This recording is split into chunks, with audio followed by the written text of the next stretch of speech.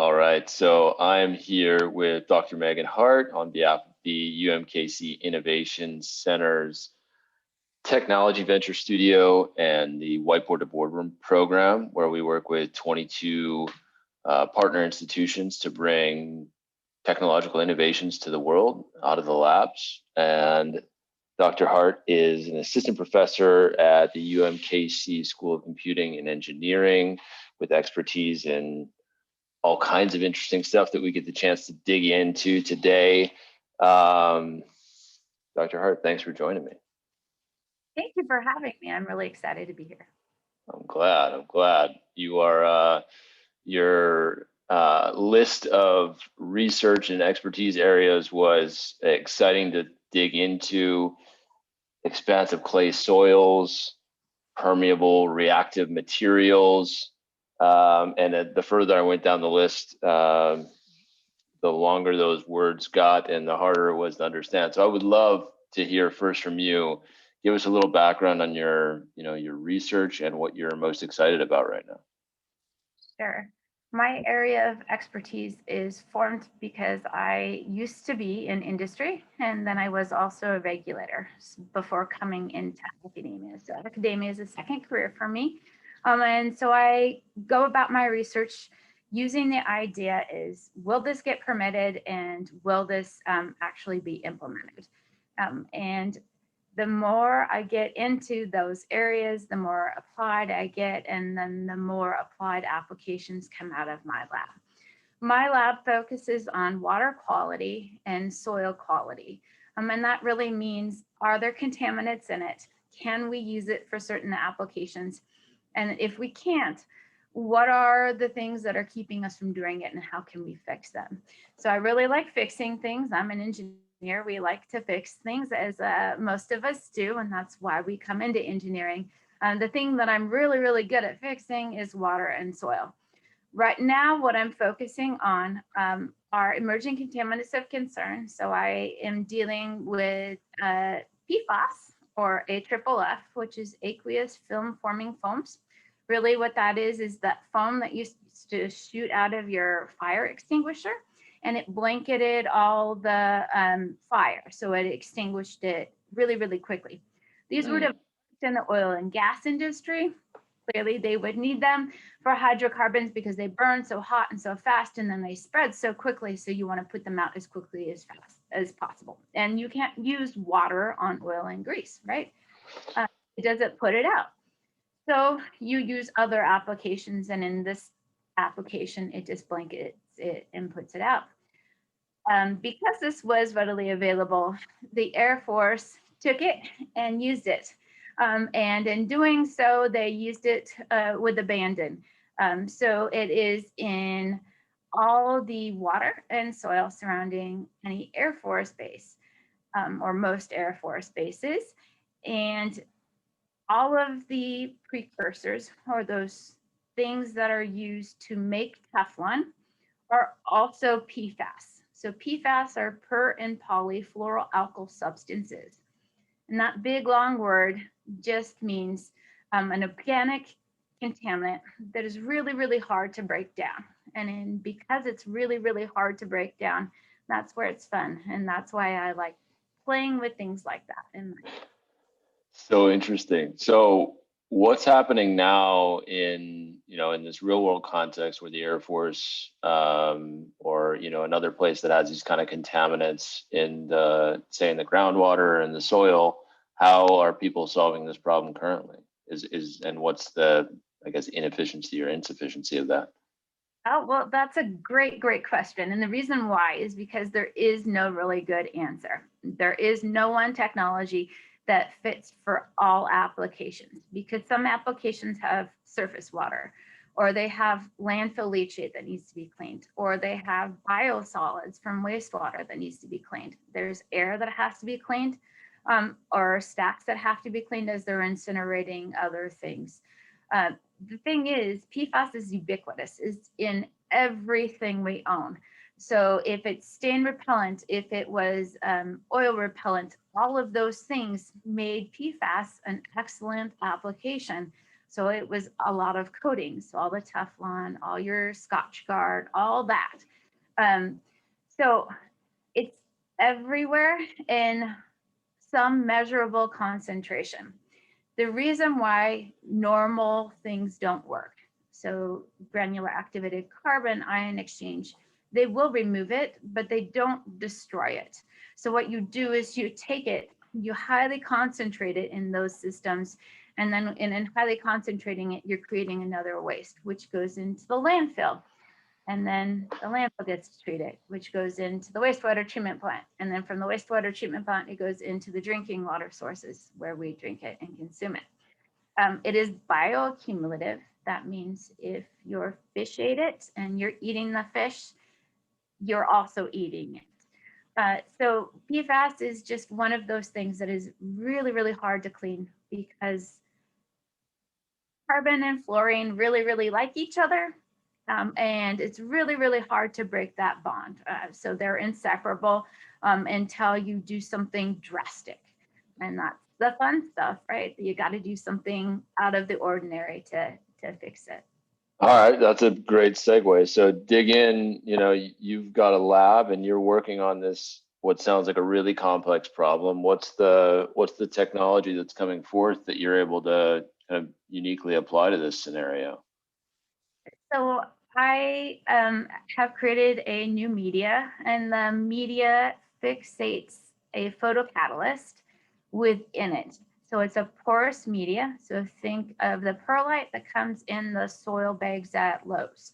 Those little white particles, they're really, really porous, and they're there to create air spaces in your soil, right? So this just creates a photocatalyst within all of that soil, that particle matrix. So when it's irradiated by UV light, the sun, any light, it creates energy, which breaks apart that carbon fluorine bond. Sometimes there's something on the front end of that carbon fluorine bond that makes it really, really difficult to break apart. So it's kind of like a door to get to that. And you got to open that door. And the ways to open it are not easy. You really kind of got to rip the door off like Hulk. So what we have to do is then take it through various stages of PFAS disintegration. So you can heat it, you can hydrothermally pressurize it like Instapot, or you can do what I do, which is I use the media as alkaline, and then it takes it to an oxidative state and then a reductive state. And then it cycles it between the two while irradiating it. And that all occurs at ambient temperatures and at regular conditions. So you don't need to add nitrogen to displace the air. And that makes it a uniquely interesting product because you can translate it from our lab directly into where an ion exchange resin filter would be, or a granular activated carbon filter would be. Plug it in, turn it on, and it could go. There would be no need to really watch it and worry about it because it would just break it down as it goes. Wow, that's really interesting. So go back to the use case or the market. Where do you hope this technology gets plugged in, or if it's there, or kind of aspirationally, where do you hope this gets used? So right now we're in the lab stages, and we are really, really close to transitioning to a pilot stage, and we're hoping to get on a pilot here really soon. Just our fingers. And where I would like to see this used in the market that is there. Well, the market's the DoD, any airport that used AFFF, the oil and gas industry, leather manufacturers, all the places that use hydrocarbons or some form of a hydrocarbon to treat or solvate things have had to use AFFF at some point in time. So also your gas station might have had to use this. So there are many, many different markets. And as regulations start coming down and they start getting smaller and smaller and targeting more and more agents, it's going to be harder to find a remedial alternative. So you want something that can treat it all. And while I'm not going to say we can treat everything, what we can treat down to is the current state of regulations and beyond that. So we're looking forward to where I think the regulations are going. That's fantastic. What if we had an imaginary space and we could take all the constraints, resource constraints and time and everything else out, what would you ideally be working on right now? Oh, the fun stuff, right?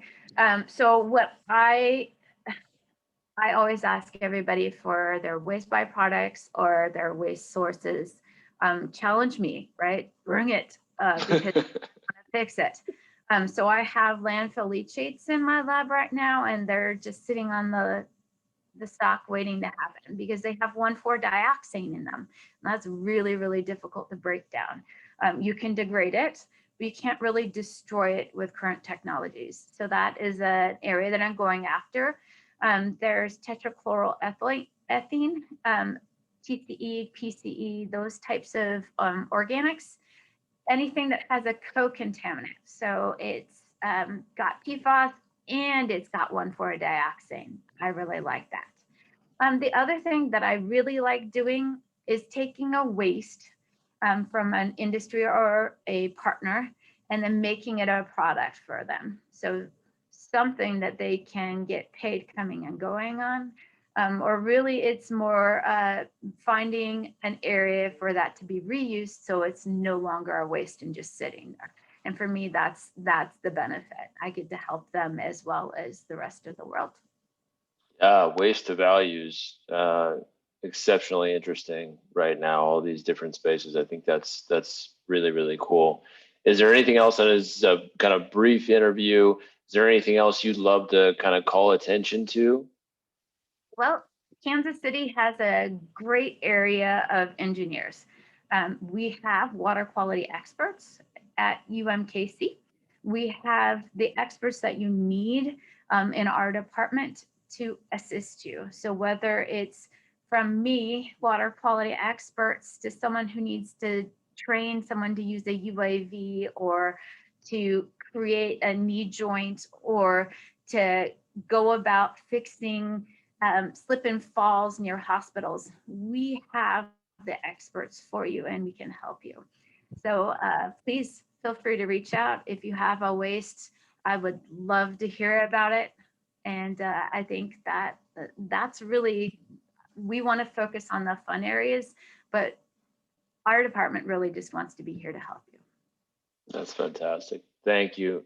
And, folks, for anyone listening, it's the UMKC Innovation Center, our Technology Venture Studio. If you want to reach out, there's you can reach us at info@whiteboard to boardroom, and we can get you connected into Dr. Hart and the lab and all this interesting stuff happening out there. But feel free to like and subscribe to the YouTube channel and visit us often. Thank you so much, Dr. Hart. No problem. Thank you for having me.